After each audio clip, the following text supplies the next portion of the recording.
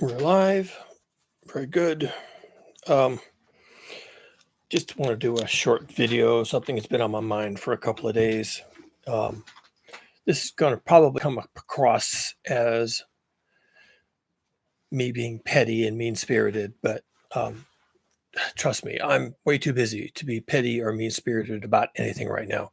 I have an actual legitimate point I'm going to make, and it's going to revolve around Al Gore. It's not specific to Al Gore, but I just saw something he did recently. I think it was in San Francisco, and and it got me thinking again that I need to address this topic. So, my apologies in advance to Mr. Gore. I actually like the guy. We've never met, of course, but I like him. I like his message, and I like his enthusiasm, and I appreciate the work he's done for us. But honestly, if he can't do any better than what I saw a couple of days ago, then he just needs to shut up. And that applies to a lot of people, and you'll see why in a minute. Hear me out. So I was watching a YouTube video. My wife pointed it out to me, and she says, "Oh, look, here's Al Gore." And all right, let's hear what Al Gore has to say. And he's been doing this since the late '80s, early '90s. He was the guy, Al Gore, when he was a senator. Senator, yes, who got James Hansen before the U.S. Congress to speak to his professional work under the auspices of a NASA about global warming and the expected resulting climate change. And that was a long time ago, right? Mr. Gore also did, I think it started out as a book and then it became a movie or the other way around called An Inconvenient Truth. It was very good at the time. It said as much as could be said about the science, and it did it in a way that was intended to be not just insightful. I mean, we need to learn about science, but also we need to understand the urgency of the moment. And he has always had that message, the urgency of now, that we need to deal with this now. And that's fine. That's true.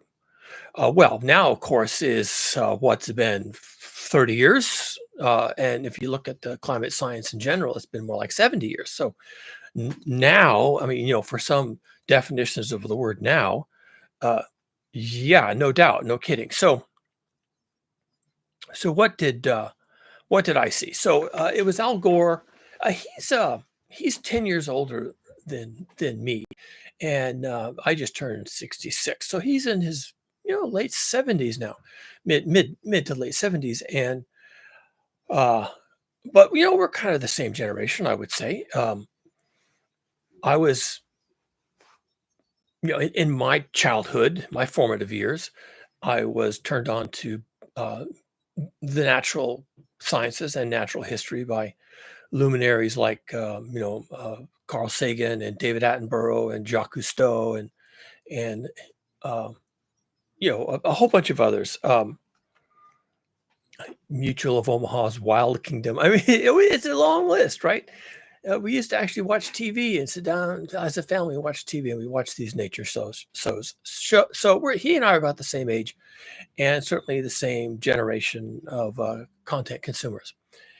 So it's nice that he was coming on board with global warming, as it was called then, and at about the time when I was sort of learning about this for the first time as well. So he and I have been kind of progressing in parallel, although he is 10 years older than I am. The difference is, of course, that he's a politician, so he picks things up kind of randomly, whereas I'm a classically trained scientist, so I was exposed to things in the course of my actual training.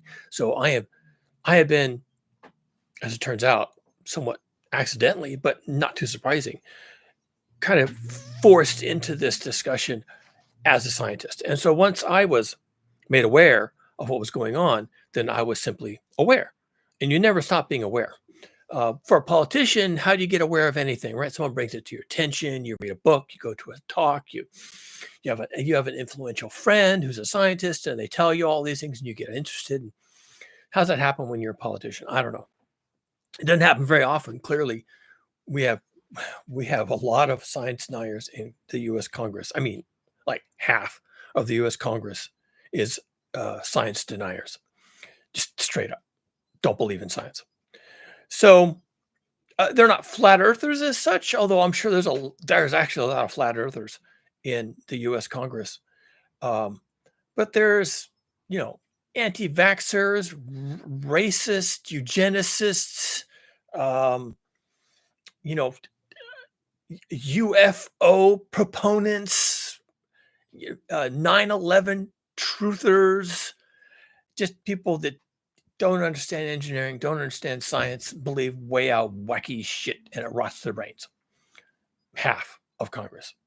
So the fact that Al Gore did anything at all before Congress and got any science at all before the members of Congress, however many there were in attendance for that whole thing with James Hansen, well, that's really amazing, rare, uh, heroic. So anyway, so he's more recently, a couple of weeks ago,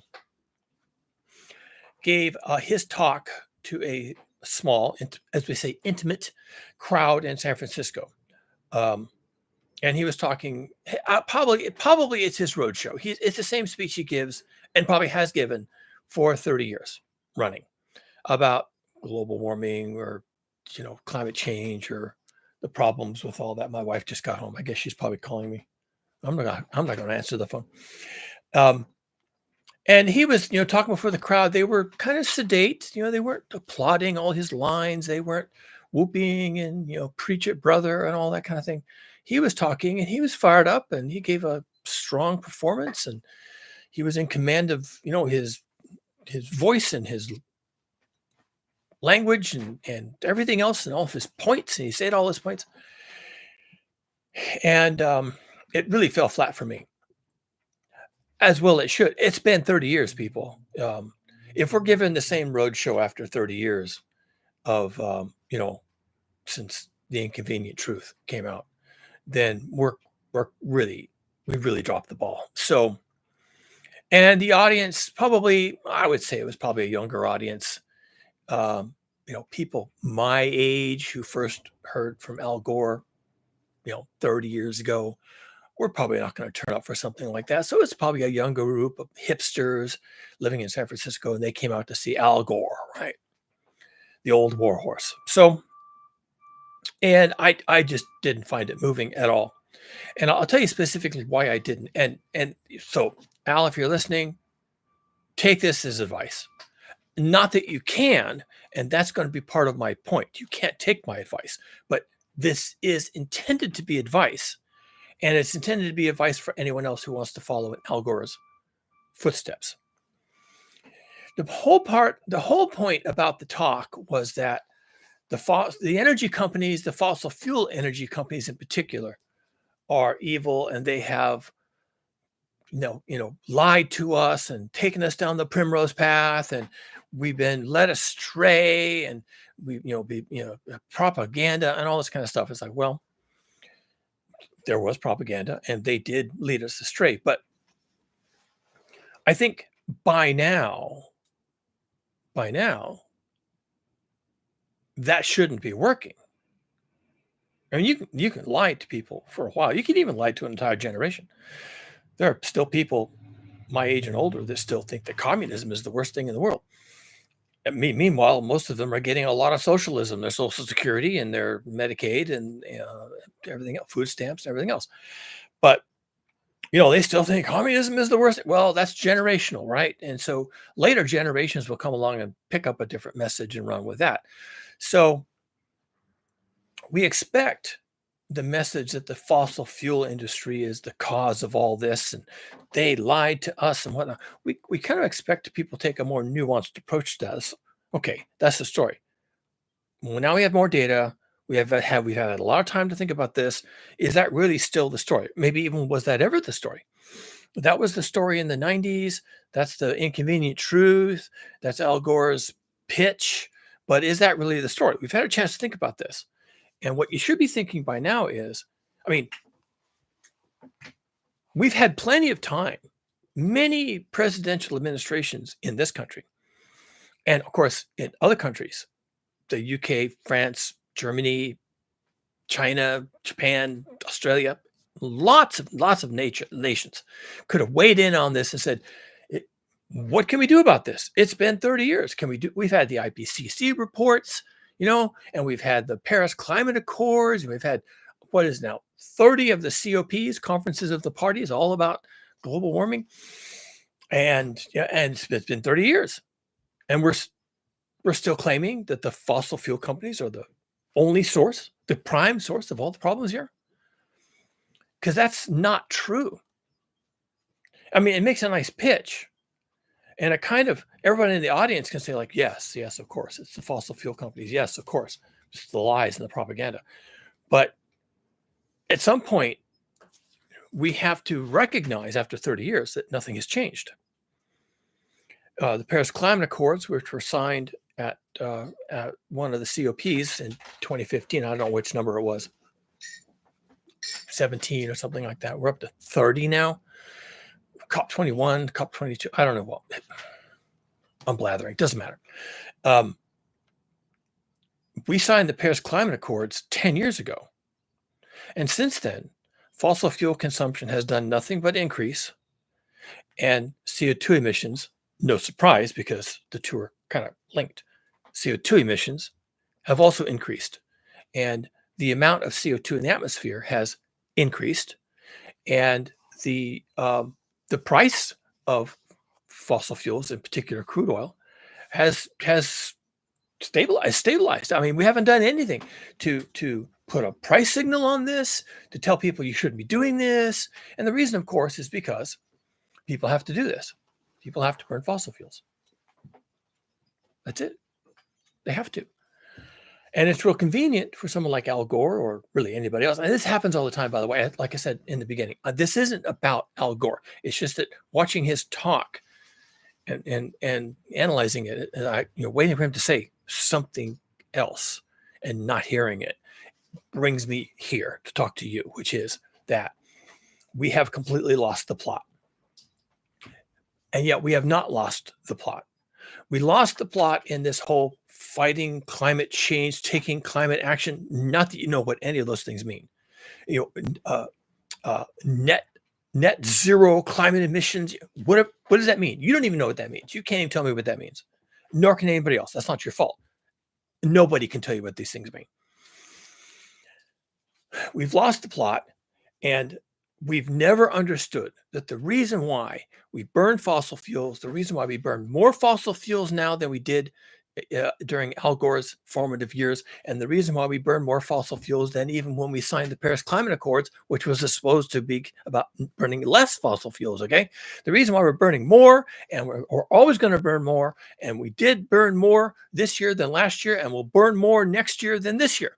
And the reason why is because people have to burn fossil fuels. Ta-da. That's it. People have to burn fossil fuels. And they can't stop. And the more wealthy they become, the more they burn fossil fuels. And the more wealthy they want to become, and the more they want to innovate, and the more they want to expand markets, and the more they want to create goods, and the more they want to ship goods around the world, and the more they want to innovate, the more they want to do anything, the more they have to burn fossil fuels, because that's how you do any of those things. Any of those things at all. Or anything related to those things. And really 100% of anything you or I or anybody we know do. Everything. Everything you eat, everything you drink, everything you see, everything you say, everything is all geared around fossil fuels. And you can't do anything without them. You can't survive 5 days without them. You can't have water. You can't have food without them. And that's it. And blaming the energy companies, and in particular the crude oil companies, for why we can't do something, why we can't fight climate change, is because they know that they don't have to ever worry about that.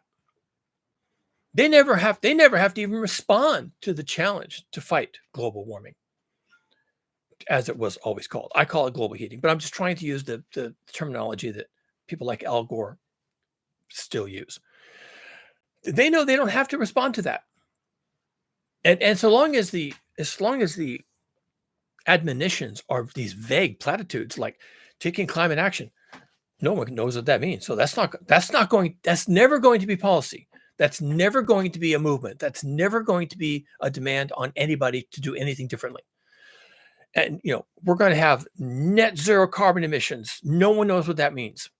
I mean, you can probably find a definition somewhere, and there'll be some gobbledygook and blah blah. But how you get there, who's going to get there, how we get there, how we do that, how we know we've arrived, and what good it does us, this is not a discussion anyone's having. Ever. Zero. Nothing. It means nothing. People say it, oh, well, we'll get net zero, and that's how we're going to fight climate change. And this is all, it's meaningless. You think it has meaning, but it has no meaning. And so when Al Gore, 30 years after An Inconvenient Truth, is still going on about we're going to fight climate change, we're going to take climate action, we're going to reduce emissions, and we're going to have net zero emissions and all these things. And the oil companies must be held accountable. We must punish the oil companies, and they're profiting, and their profits have never been higher, and we must make sure they can't profit from selling their products and all this kind of stuff. You're like, Al, that's not going to save us. None of that. Most of it isn't even actionable. That's why no action has been taken in 30 years. You've been saying this. But more importantly, nobody wants any of that. They want fossil fuels. They want to drive. They want to fly. And if you if Al Gore ever does this, and he never will, nor will anyone else who claims they are 4 square behind solving this problem, they will never do this. They'll never say, leave fossil fuels in the ground. I mean, that's obvious. And you think, oh, well, yeah, of course that's what we have to do. And then you'll say, well, no, we have this other thing first, and then there's doing it safely and fairly and economically, make sure I float all the boats, and you don't want to leave anyone behind, and every child gets a pony, and this and that, and the trans and everything else, and you'll have 50 reasons why we can't do it now, or we can't do it like that. And we have to be very careful, and we can't, destroy the economy or really just even hurt anybody's feelings. But yes, of course, leave fossil fuels in the ground, right? But accept that. And if you can figure that part out, the 20 objections to leaving fossil fuels on the ground, if you can overcome the 20 objections or 30 or 50 or 100 objections to leaving fossil fuels on the ground, then, well, of course we're going to leave fossil fuels in the ground. Of course. That's obvious. That is so obvious. And so we never do, nor have we, and nor will we. And so I've been saying something that really makes my wife mad, really makes her mad. Bless her heart. I mean, she just walked in the door. She's over here listening. Okay. She's such a big hearted person, and she has so much faith in you people. Okay. That you're all going to do the right thing. And really, she needs to be on here on YouTube talking to you, because she would give you faith and hope. Okay. And you would be so faithful and so hopeful, and you'd come away beaming, and, you'd feel great about yourself. Of course, you're still going to die, but you'd feel great about it. Right. Well, I'm here to tell you, you motherfuckers are never giving up fossil fuels. Never. And you're never going to do it. You're just never going to. I'm looking you in the eye. I'm telling you, yeah. And you're going to fight climate change, and you're going to net zero, and you're going to float all the boats, and you're going to innovate, and you're going to have a green economy, and you're going to have alternative energy, and you're going to have restorative agriculture. And you're going to do all these things, and you're never going to stop burning fossil fuels. You're not fooling me. You're not fooling me. I know what you're doing. You're burning all the fossil fuels you can get your motherfucking hands on, and you're going to keep doing that. And if the price ever goes up to a point where you don't like it, you're going to storm the Capitol. And if the availability of fossil fuels at the service station where you fill up your 13-gallon car ever becomes curtailed or limited, or you have to take turns, or every other day, or you can't fill up if you have, until you're near empty, or any other limitations, at all, you're going to fucking freak out. And if they ever start telling you, we're going to have to start putting a price on gasoline, you're going to be paying $10 a gallon, and $6, $7 of that is just the price you have to pay for being a jerk. And if you don't want to pay $10 a gallon, then don't. Just stop doing it. Find some other way to do your retarded shit, because we're going to start charging you $6 a gallon extra for being a jerk. And if they ever did that, you'd storm the Capitol. You'd vote those motherfuckers out of office. You'd hang them from oak trees and lamp poles. Because what? Freedom? I don't know. You're never going to stop burning fossil fuels. Who do you think you're kidding? You're not kidding me. And Al Gore, in his presentation to a bunch of hipsters in San Francisco, very polite crowd, very, very attentive and all this stuff. They didn't hold his feet to the fire. They didn't say, hey, Al, dude, I wasn't even born when you wrote The Inconvenient Truth. Don't you think we need to change our message about now? Like, maybe we should do something, like something really radical, Al, Mr. Gore, like really radical. Like, how about, here's a crazy idea, Mr. Gore, with your permission, by your leave. Why don't we just leave fossil fuels in the motherfucking ground? How we start with that? We don't end with that. We start with that. We start with leaving it in the ground. We don't start with floating everyone's boats and every child gets a pony and free health care for all, and we have to save all the children in Bangladesh. We don't start with the 150,000 hurdles we have to clear. We'd like to clear them. I would like to clear them. I would like everyone to be fine. I would like a lot of things in this world. But that's not our problem. We have one problem, and that's extinction. And what's going to drive us extinct is global heating, not climate change, not global warming. Those ships have sailed. What's going to sink us is global heating. We are going to die. We got one fucking problem, people, and we're going to die. And it's because we can't stop burning fossil fuels. There you go. And I can't, and you can't, and nobody can stop burning fossil fuels. Even if you took your car and sent it down to the wood chipper to get rid of it, and you stopped driving a car, the water that comes to your house at the tap through the meter, courtesy of fossil fuels. And the electricity in your house comes to your house at the meter, courtesy of fossil fuels. And the guy that comes out to fix the power poles when they go down in a storm comes there courtesy of fossil fuels. And all the employees for the utility companies, and all the employees for the water company, and all the employees for the sewer farm, and everybody who has to fix everything, keep all your infrastructure running, fixes the potholes at night, delivers the food to the store at night so that you can go in there and buy it the next day. That's all fossil fuels. And that's yours. That's you. They do that for you. It's true that you didn't call anybody on the phone, and it's true that you didn't shell out any money to have them show up to fix that pothole, but they do it for you, and they do it with tax dollars, and they do it using fossil fuels. If they didn't have fossil fuels, that pothole would be there in perpetuity. If they didn't have fossil fuels to come out, when the power pole blows up across the street from your house, as mine just did 6 months ago, it would still be blown up 6 months later. You are 100% dependent on fossil fuels for everything you do, even if you send your car to the wood chipper to be recycled. Even if all you do is use mass transit and Uber ride sharing and a bunch of other things, you are still 100% dependent on fossil fuels. You, I, and everyone we know, and everyone we've ever met, and everyone went to school with, and everybody in our family, everybody you cross on the sidewalk, every stranger you pass by on the sidewalk, everybody, everywhere, everything, all the time is 100% dependent on fossil fuels. And that's why Al Gore can never say, leave it in the ground. And he knows that. He's not a dummy. His message hasn't changed in 30 years because he's not a fool. So why am I saying all this? Because I'm scared.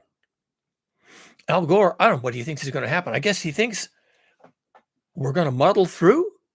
Does he even think about what's going to happen to us? Maybe it never occurs to him. Maybe it's just he just says his thing. He's like a one-trick pony. He does his trick every night at the circus, and he gets his bag of grain, and he's done his job. He's a one-trick pony, and he does his trick. He trots it out, and he trotted it out in San Francisco to a small crowd of hipsters, and they were polite, and no one challenged him, and I'm challenging him. Mr. Gore, you've got a platform. You've got notoriety. If you were to come out and say, we must leave fossil fuels in the ground, and that was the first thing you said, and then you waited, and that was the second thing you said, and then you waited. Here's Al Gore's perfect talk as far as me and nature and physics are concerned. This is the perfect talk. People, thank you for having me. It's a pleasure to be here, and it's an honor. And y'all have been listening to me for 30 years going about this topic. And you and I both are aware that nothing of substance has happened in the 30 years since I became aware of this problem and shared my concern with you. And I'm here to tell you right now, we need to take on a different approach. We can't save everybody. We can't save everything. And those cannot be the requirements that drive us going forward. We have one requirement because we have one problem. And the problem we have is global heating. It is driven by enhancements to the greenhouse effect caused by the burning of fossil fuels. And the only thing we can do is to leave fossil fuels in the ground. Not net zero, actual zero. Not after we've improved the economic conditions of everybody on the planet. We have to do it now. Leave fossil fuels in the ground. The nations of the world must do that. The fossil fuel companies must be gutted. The oil fields of the world must be shuttered and filled in with concrete. The natural gas pipelines must be shut down and filled with concrete. The coal mines must be allowed to fill with water because there are holes in the ground, and that's what they're going to do. We have to stop this. We have to leave it in the ground now, immediately. Al Gore, Inconvenient Truth, 30 years ago, made no difference. Paris Climate Accords made no difference. All the COP meetings about climate change made no difference. We keep talking about it, and we have one thing now we have to do. One thing. We have to leave it in the ground. If there was a way to pull our chestnuts out of this fire, we should have figured it out. If there was an innovation, we would have it by now. If there was a treaty that we could have written and signed, we would have done so. It's been 30 years and we didn't do any of those things. Fossil fuel consumption has never been higher. Carbon emissions in the atmosphere as a result have never been higher. The amount of CO2 in the atmosphere has never been higher, not for 30 million years. And the heating that we are now getting on an annual basis, every year it breaks the records from the years before. And that's because we haven't left fossil fuels in the ground. We must leave fossil fuels in the ground. That's my message to you. I am Al Gore, and I'm here to tell you some bad news. We didn't figure it out. We didn't save ourselves. Nothing worked. Nobody agreed. Everybody had to have their fossil fuels, and so they did. And today, we can't do that anymore. We have to leave it in the ground. In the ground. That's it. That's all I have to say. Any questions? And of course, the audience would erupt with anger and confusion and questions. Well, if we leave fossil fuels in the ground, then our lives would just implode, Mr. Gore. Yeah, I know. Next question. Yes, you're right. So what? That's our future now, because we have to leave fossil fuels in the ground. Next question. But Mr. Gore, that would be unfair. The developed nations have had all this opportunity to profit from burning fossil fuels, and the developing nations haven't had their chance. It's just unfair. That's right. It is. And that's how it's going to stay. Except that even now, the developed nations are going to implode without fossil fuels. So you might want to think about that, how you're going to position yourself against that eventuality. Next question. That's it. It starts the whole discussion. What do we do? How do we do it? When do we start? What's it going to cost? All those questions starts from the fundamental reality that we have left fossil fuels in the ground. If you want to run a model an economic model or a political model or whatever you want to call it, or all those things combined. Get religion involved if you have to.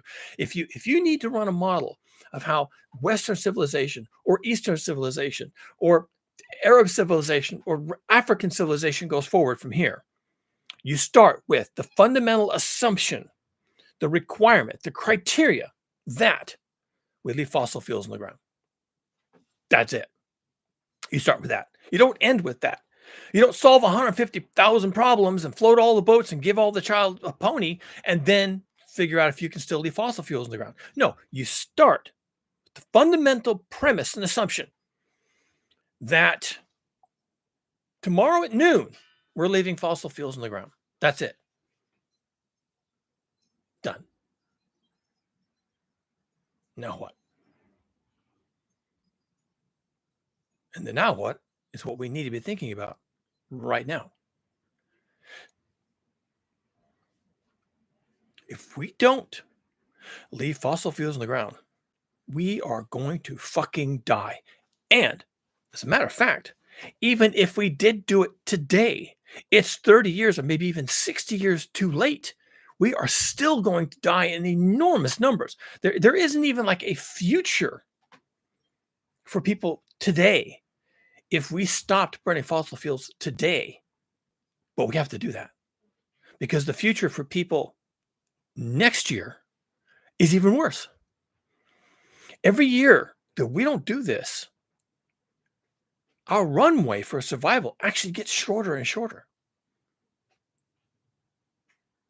The planet is already knocking on the door of 2 degrees C above a pre-industrial baseline.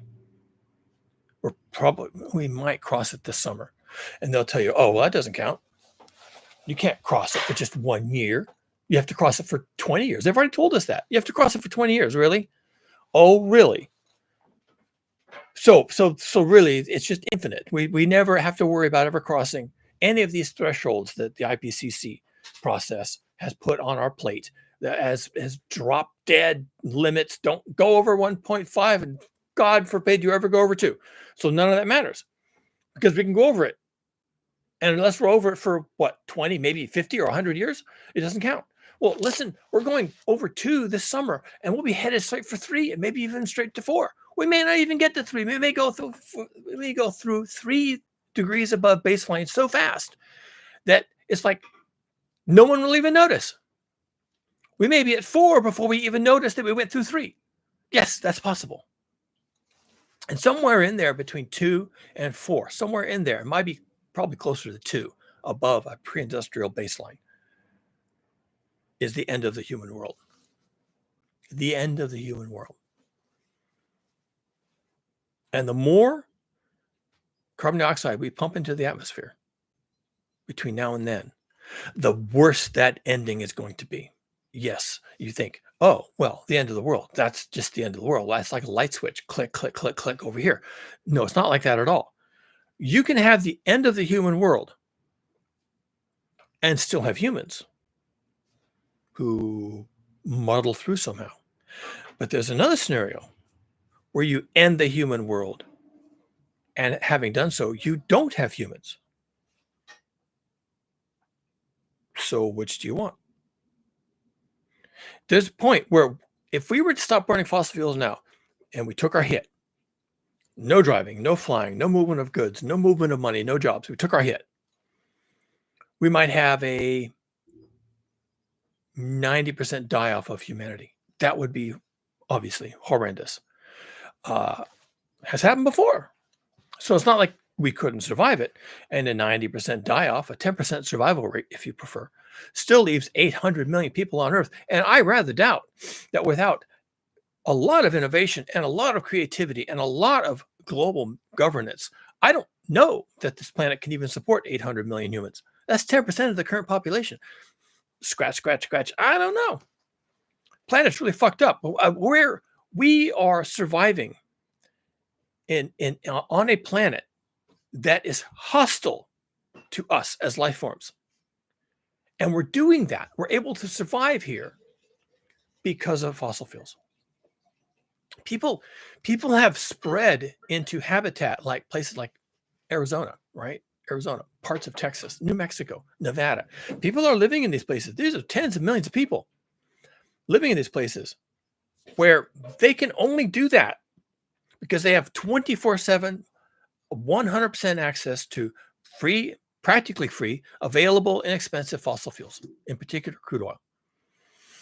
And we've got these electric grids and all this electricity and all this air conditioning and all these other products and modern home construction with insulation and air conditioning in malls and air conditioning in the parking lots, parking structures and all this stuff, elevators and every escalators, and we have all this technology working for us that allows us to survive in these really hot places. And without all that technology, which is 100% dependent on fossil fuels, mostly electricity, but nevertheless,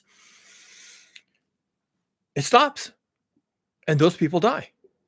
They just straight up die because that habitat is hostile to for human purposes. Now, if you're an armadillo or you're a lizard or a sidewinder or a tortoise, you can survive in these places. Although not even those guys, because we have modified so much habitat that even now the animals that used to be able to survive in these places can't find suitable habitat for their purposes because we've been fucking it up. And it's going to get so hot that not even these heat adapted species can survive in these deserts. I'm just trying to make a point that even the animals that are adapted to these environments and the plants are going to go extinct, or at least extinct in these areas, about the same time that we do.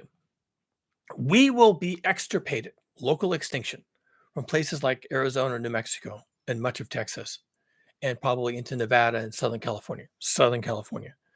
We will be extirpated from these regions at probably 3 degrees C.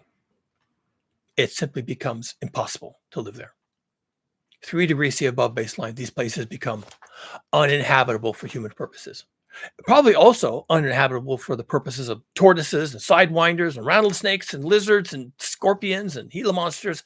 Okay, for them too, but let's just stick to the script here. These places will become uninhabitable for human purposes. Guaranteed. Guaranteed. Probably even if we stop burning fossil fuels today, right now. There is enough CO2 in the atmosphere to get us probably, no one really knows, but it feels like the feel I get from the data is that we are on greased skids to 3.0 above baseline. And people will say, well, as soon as we stop burning fossil fuels, it will start to cool off. And as soon as we stop burning fossil fuels, it puts the brakes on climate change and all this kind of stuff. And it's like, no, I don't think so. That's not what I'm seeing. It's going to continue to get worse. It's going to be bad. And if you think there's going to be some magic thing that happens, that all of a sudden all of our problems are solved when we stop burning fossil fuels on day one, all of our problems are solved. No, our problems just started. And of course, the problems are that without fossil fuels, even if the temperature doesn't continue to increase, things are bad enough right now that without fossil fuels, people are just going to die. They're not going to have water. They're not going to have electricity. They're not going to have food deliveries. They're just going to die. They're going to die. A 90% die-off is basically assured. And I can't rule out a 99% die-off.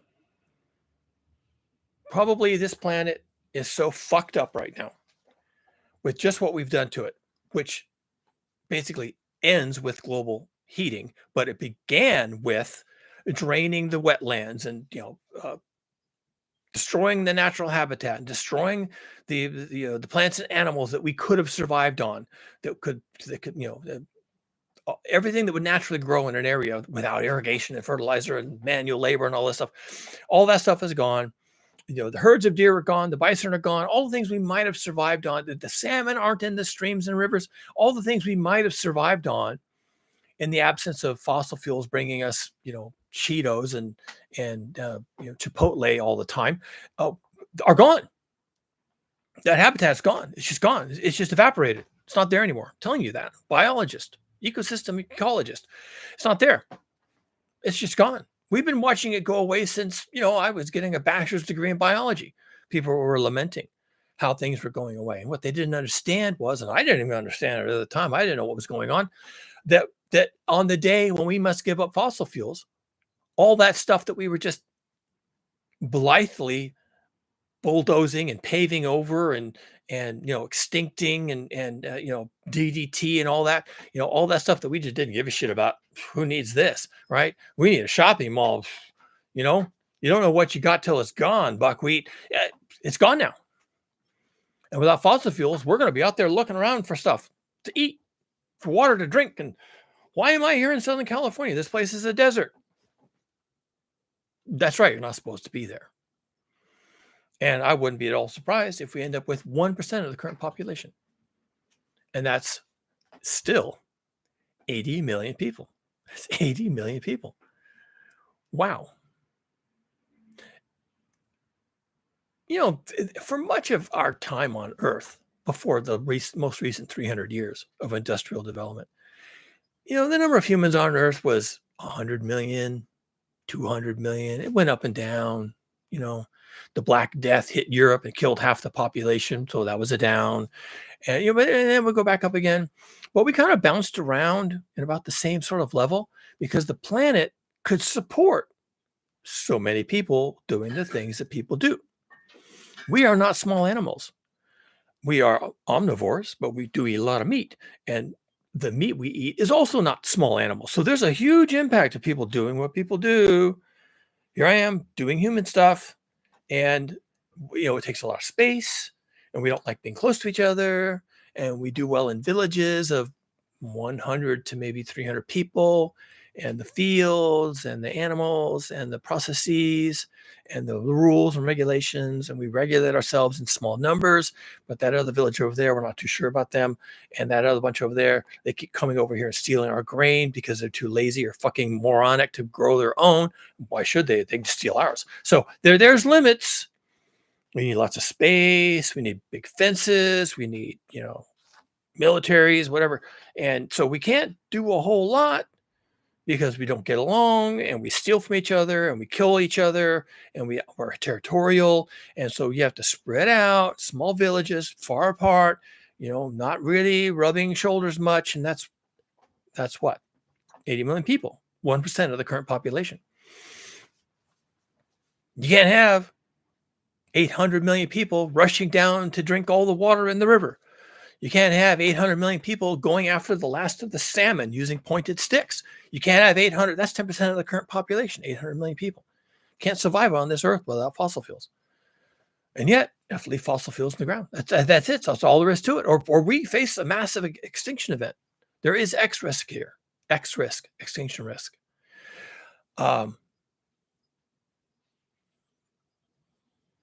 We've been there before. About 70,000 years ago. The human line, Homo sapiens, has been around about 300,000 years. But once or twice during that 300,000 year period, we fucked up. Once or twice, at least once. The last time is thought to have been about 70,000 years ago. We done fucked up, and we almost went extinct. Didn't quite. And from that close call came all of this. So, yes, it is possible for people to really, really fuck up. People are capable of completely screwing up. We could do that again. Sure. Doesn't mean we go extinct, but we might. And the longer we wait to stop burning fossil fuels, and that is the actual requirement, not net zero, not reduce emissions, not climate action, not any of this other bullshit. None of this stuff means anything. It's just flapdoodle, okay? As soon as we stop burning fossil fuels, which we must do with immediate effect, whatever immediate turns out to mean, that's when our population crashes. And the longer we wait, the harder the crash. In part because, one, there's more people, because we always add more population every year. And two, we're deeper into the crisis. We're way deep into the crisis. The analogy would be the Titanic has hit the iceberg and the Titanic is sinking. As the ship sinks, it actually tilts and it becomes harder and harder for people on the ship to get off the ship because the ship is tilting. The deck is tilted. At some point, you're scrambling just to not slide down into the sea. And when you're scrambling not to slide into the sea on a tilting deck of a ship that's about to fall under the water, you can't get to a lifeboat. You can't get to your family. You can't get your children. You can't get to a safe space because you're scrambling not to slide down the deck into the water. There's a point at which we can't save ourselves. Just like on the Titanic, if you waited too long, you couldn't even launch the lifeboats. Collapse early and avoid the rush. I mean, that's really what we should be talking about. Everybody individually needs to figure out what it means to get to a lifeboat.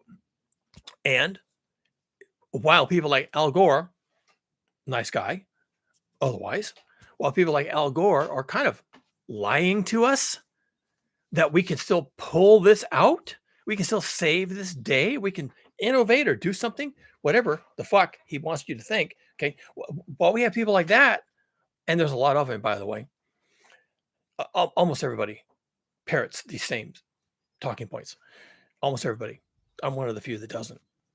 While we have people like that telling us, oh, not to worry, we can innovate, then it's going to get harder and harder and harder to save anybody at all. And it may become impossible to save anybody at all. And if it becomes impossible to save anybody at all, then you have what we call an extinction event. Now, I don't think it's possible for humans to go extinct. For example, there's a place called the Sentinel Islands. Sentinel Islands, I don't know what the people who live there call it. They probably just call it our island. That would make more sense. But the Sentinel Islands is what we call an uncontacted tribe. And the Sentinel Islands are administered by the nation of India. And the Indian government, in their wisdom, doesn't allow anybody to go to the Sentinel Islands. And the Sentinelese, that's not what they call themselves, but the Sentinelese will kill you. They kill people all the time on the beach. You get off the boat and you're on the beach and they just happily kill you. You're not supposed to be here. And why are they killing people when they get off the boat? I don't know. It happens pretty regularly. Actually, you think it wouldn't, but it happens pretty commonly. And it's always a Christian. It's always a Christian missionary who's going to go to Sentinel Island and convert the Sentinelese to Christianity. And they always die, like the same day. They just kill them. Then the Indian government, I don't know how often this happens, but the Indian government generally knows who's going there. And then they just start, okay, how long is this one going to last? Then they go in there. It's like a commando run. I'll get to my point in a minute. It's like a commando run. They get in their rubber boat and they go rushing in. They rush on shore and they run the boat up on the sand and they jump out and they grab the body and they throw it in the boat and they go right back out to sea. It's like a commando thing, right? Getting rid of it because they don't want to leave the body on the beach. That's gross. And it traumatizes the Sentinelese as well. So the Indian government goes in and they retrieve the corpse. And then a year later, maybe two, some other Christian shows up and says, Jesus is the Lord and you're all going to go to hell. And then they die. So we get reminded. Now, the Sentinelese are an uncontacted tribe. Oh, there's others in the Amazon, for example. Because they're uncontacted, they have no reliance, zero reliance, not net zero, actual zero reliance on fossil fuels. And you could say the same of uncontacted tribes in the Amazon, although they have a different problem. And you could make the same of uncontacted tribes in Borneo or New Guinea, although they have a different set of problems. But the Sentinelese are an island people, and they have no reliance on fossil fuels. They don't have cell phones. They don't have food delivery. They don't have Walmart. They don't have Target. They don't have electricity. Nothing. They don't have modern medicine. They figure their shit out on a daily basis. And they've been doing that for thousands of years, I suppose, right? A couple of thousand, probably. Now, it's not a big island. It is in the middle of the ocean, sea level rise, so they're going to go extinct. But you could make a case that should, although I just blew that case out of the water, you could make a case that the Sentinelese would not go extinct if the modern world, which is the other 8,000 million people, gave up on fossil fuels. The Sentinelese wouldn't even know. All they would know, here's what they would know. And maybe they wouldn't even notice this. Maybe they wouldn't even notice that the Christian missionaries just stopped showing up. They might notice that after a while. They say, hey, fag, did you know? It's been a while. Grandpa over here, well, he killed 10 missionaries in his time. And his son, my dad, killed 5 missionaries in his life. And I haven't killed even one missionary. I wonder if the world has run out of missionaries. That's something to think about. Maybe they would notice that.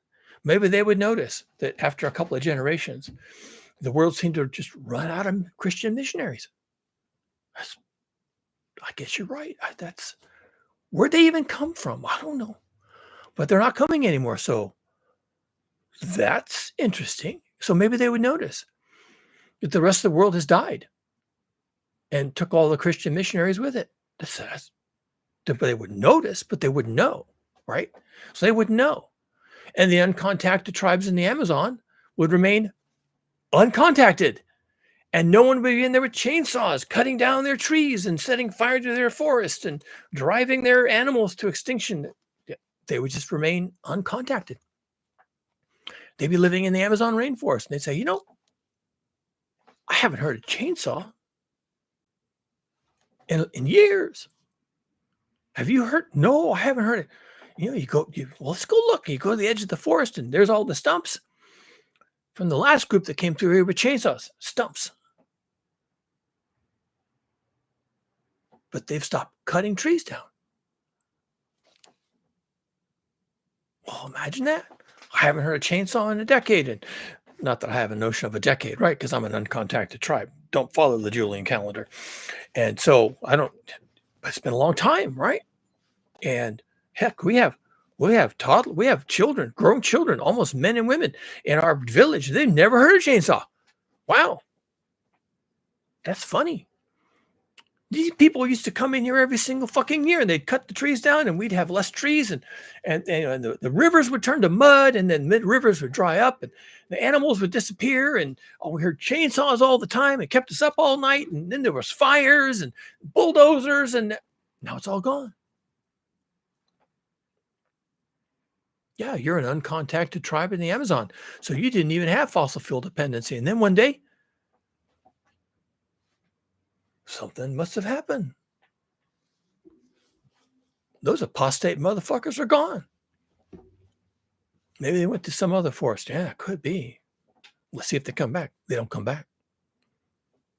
You go a couple generations, uncontacted tribe in the Amazon. A couple generations later, Grandpa tells stories. Oh, yeah, that steel beast that used to belch fire. They come in here and they knock whole trees down and they clear the forest and then they set fire to it. And it was terrible. We couldn't even breathe. The forest would fill with smoke and people would choke to death and die. And Grandpa, that was terrible. How'd you survive it? Oh, I don't know. We had to run away and we hid and when they would come into the forest with their things and make noise and terrible smoke and stench and fire and smoke and destruction. And then they just stopped. Wow, Grandpa, did you do something? Well, we prayed a lot. We prayed. And we, sacrificed monkeys to the gods. And something must have worked because they just stopped coming. And you kids, you're lucky. You grew up. You've never heard these things. You've never had to deal with the fire. Fortunate for you because we had a hell of a time. And now it's been gone. And that's what happens because those people stop burning fossil fuels. Now, you're an uncontacted tribe in the Amazon. You don't really know that. You just know that the missionaries stopped coming, the bulldozers stopped coming, the farmers stopped coming, the anthropologists stopped coming, the people studying the monkeys stopped coming, the people that were studying the rainforest stopped coming. They just stopped coming. You don't know why. Well, it's because they had to stop burning fossil fuels. Now, the problem with the Sentinelese is eventually their island's going to flood from the ice melt. global sea level rise. And the problem with the Amazonian uncontacted tribes is that the Amazon is going to dry up from the heat and the changes in the rainfall patterns. The Amazon's going to dry up, turn into savanna. So they're going to have a whole other set of problems to deal with. Will they deal with them? Yeah, probably. And they'll adapt, right? And they'll move on and they'll change culturally, and they'll end up living in a savanna or a forest of some kind, deciduous forest or something like that. And, generationally, they'll forget ever that there was a rainforest there. And they will have never known any other life than living in the savanna. But they'll be there. And so how many people will be on the earth in the event that all we have left are uncontacted tribes in Borneo and the Amazon and, Polynesian islands and, well, can't talk about islands because they're going to be underwater. Maybe, certainly people up around the Arctic, right? Laplanders, the Inuits, people who can live on the sea, whaling and fishing and whatnot. And, they don't need fossil fuels for that. They make their boats out of whale skin, seal skin, and go on about their business. They'll adapt to the heat and they'll have to make their homes differently and make them further inland. And as the sea level rises, they're going to have to make changes there too. But, they'll whatever, they'll deal with it. And they won't go extinct, probably. Maybe fewer of them. But, they won't know.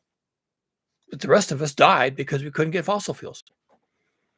And so when I'm sitting here saying, oh, yeah, we have to give up fossil fuels. And then you say, wait, you're saying that full well that most people are going to die? That has nothing to do with it. Again, we can't float all the boats. We can't rescue everybody. All we can do is not go extinct, people. That's it. It's down to that. And maybe if Al Gore had pitched this thing differently to Congress back in the day, we wouldn't be sitting here having this conversation. If he had said something other than the oil companies are evil, well, he's taking money from the oil companies to get elected, and all of his buddies are certainly doing that. If he wasn't saying the oil companies are evil, if he had said something like, yeah, we need to leave fossil fuels in the ground, folks, wow, that's going to leave a mark. That could have been the discussion. But it wasn't. It's the evil oil companies and evil profits from oil. And meanwhile, he's driving and flying and eating out, and so is everybody else. And so are you, and so am I. Because we didn't want to have that conversation about leaving fossil fuels in the ground. We didn't want to. Because we didn't want that as an outcome. Instead, we're going to fight climate change and take climate action and net zero. We're going to innovate and we're going to blah, blah, blah, do all the things. But we're not going to leave fossil fuels in the ground because that would suck. Well, now we're going to have to do that. Simple as that. And if we don't, nature will conspire to make sure that we do.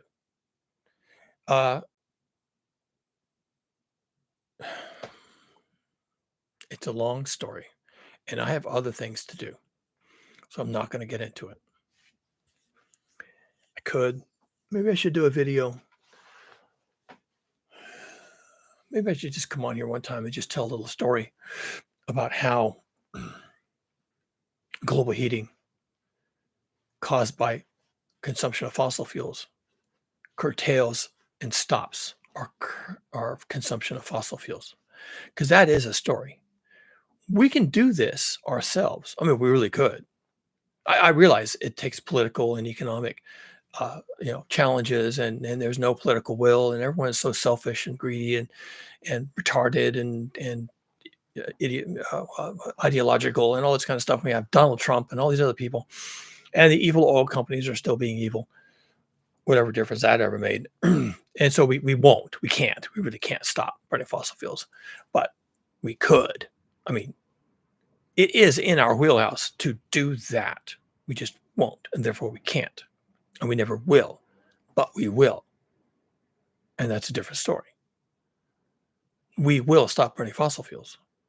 That day will come. That day might not even be very far off, because the way it happens has nothing to do with us, except that we are still burning fossil fuels. That's it. That's what triggers the end for us.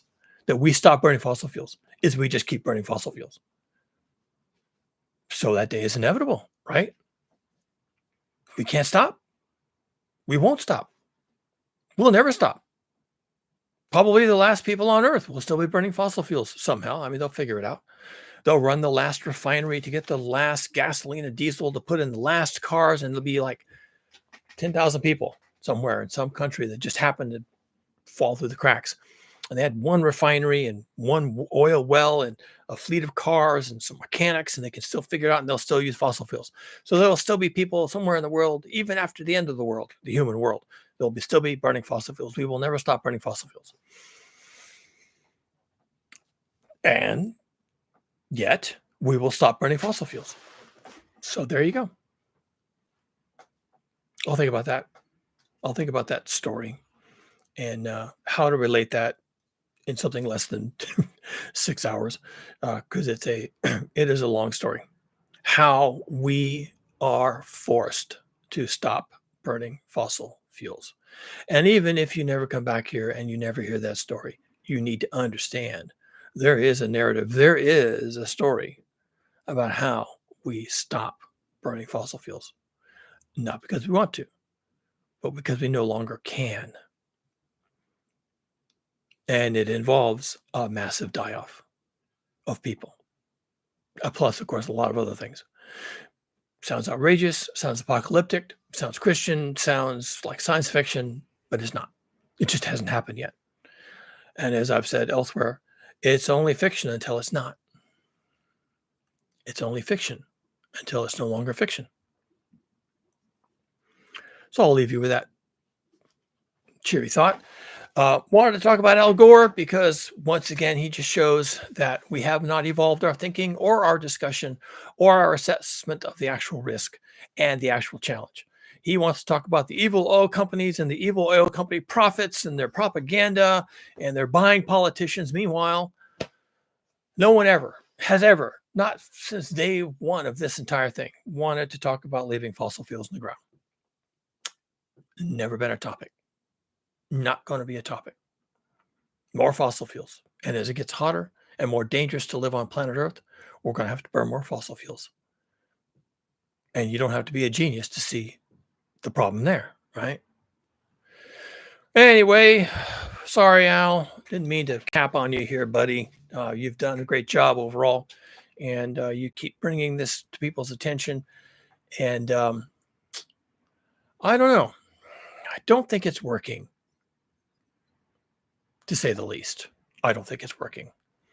Might even be net of net harmful to keep with this message. We just need to start telling people, each other and ourselves, we must stop burning fossil fuels as a species. Maybe it starts with individuals. I think everyone should do that if they can. Figure out how to do that where you can, when you can, as soon as possible. But eventually, they're just going to stay on the ground. And the people who have a story about how they're going to survive without fossil fuels survive. Maybe, possibly not, but at least they have a story. And the people who don't have a story about how they're living without fossil fuels will die. Is that not worth talking about? Is that not worth a discussion? That your only shot at survival is figuring out how to live without fossil fuels. That's it. That's your only shot. You don't have many shots here, okay? You got really one.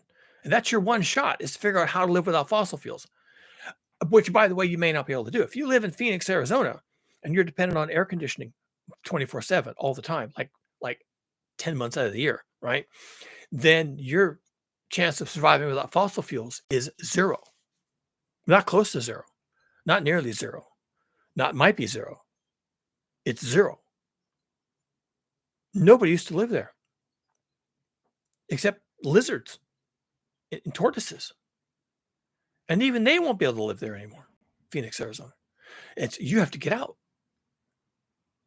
If you can't figure that out, if you can't figure out how to reposition yourself to survive without fossil fuels, meaning get out of these places, get out of coastal areas, get out of hot, dry areas, get out of any place that doesn't have immediate access to water on the surface. Okay. If you can't figure all that out, then you're going to die. You're going to die. You know that. You can't survive in Phoenix, Arizona, or any part of Southern California without constant access and application of fossil fuel-based resources. Period. End of discussion. You can't survive there. So if that's your situation, then you have no survival narrative. None. You cannot convince me or yourself that there's any way you're going to survive this. You have to get out. You have to get out. I don't know how you're going to get out. I don't know where you're going to go, but we are going to stop burning fossil fuels, either deliberately or it's going to be forced upon us. And whichever way it takes and whatever way it happens, the day will come when you won't have that, and I won't have that, and they won't have that, and nobody will have that except the ultra wealthy. And let's not talk about those motherfuckers, okay? What is your story? Do you have one? And if you don't, then goodbye. Just goodbye. A lot of people are going to be faced with this rather shortly. And it's going to start in places like Phoenix, Arizona, and Southern California, and West Texas, and Southern Florida. It's going to start in the obvious places, the U.S. Midwest, and of course all the parts of Europe that are now facing 4 degrees C above pre-industrial baseline, and floods and refugee crises, and of course war, and all the things that are going to come with global heating, all the things that are going to come to shut us down. You better have a story. You better have a plan. Where are you going to be, and who are you going to be with when that day comes? Because it's coming. It has to. There's no way we can keep doing this.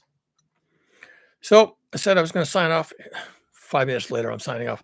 I come on here once in a while, and I yell at people, and I make fun of people like Al Gore, not in a mean way. I had a point, and he needs to listen.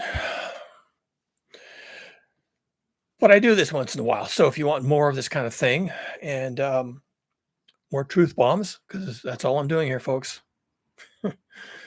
Yeah, it's unpopular. No one wants to hear it, but there you go. That's how I roll.